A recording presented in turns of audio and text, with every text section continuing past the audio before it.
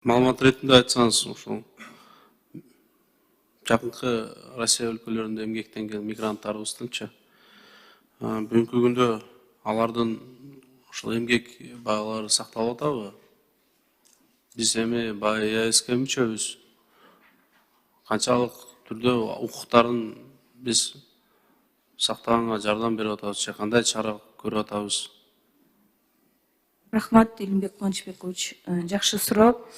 Албетте биринчи кезекте биздин Кыргызстандагы ушул эле Россия өлкөсү дагы биринчи кезекте ушул эмгек мигранттардын жана алардын үй бүлөлөрүнүн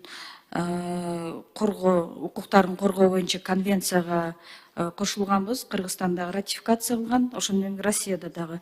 Белгилеп кетчү нерсе эми эмгек мигранттардын укуктары бир эле Россияда эмес, бул жакта дагы бузулушу мүмкүн да. Ошон үчүн ошол конвенциянын нормаларынын алкагында иш алып барышыбыз керек. Биз дагы Россия тараптагы.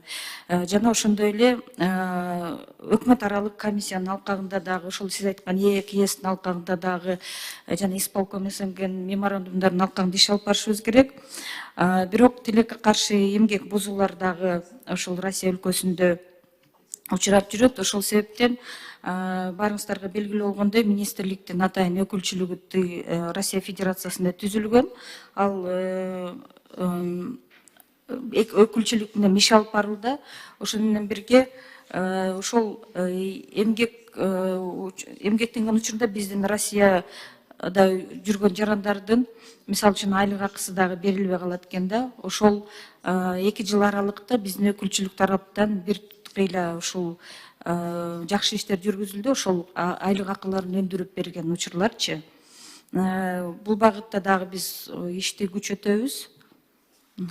Азыр эми мындай да, кээпки жарандарыбыз Кыргызстанда эмгектенбейли, мисалы ошо 5-10 жылдан бери, 20 жылдан бери Россия өлкөлөрүндө жүрөт да. Эртең алар ошол пенсияга чыгып атканда кандай ошол жакта төлөгөн налогтору, соцфондтору бизге эсептелеби, ошол ЭСтин алкагында болгон үчүн? Шериктеш мамлекеттер тарабы негизи пенсия, жөлөк пулдар боюнча ошол укуктуу иштер алып барылат. Мисалы үчүн жөлөк пулга деле шериктеш мамлекеттердин арасында ошол укуктуу да, ошол пенсионный отчислениялар да болот. Начисление болобу бизге? Болот ошол МПКнын меморандумдардын алкагында. СНГга кирген мамлекеттердин арасында. Алар анда камсанып эле койсо болот экен да. Россияда иштеп жүрүп эле Кыргызстанда жок дегенде. Бул жерде расмий түрдө иштес. Майрамбек мырза токтоп койсоңуз. Саламатсызбы. Кечиресиз, эми толуктап коеюн бир аз. ЕАЭСтин ичинде бизде соглашение бар да.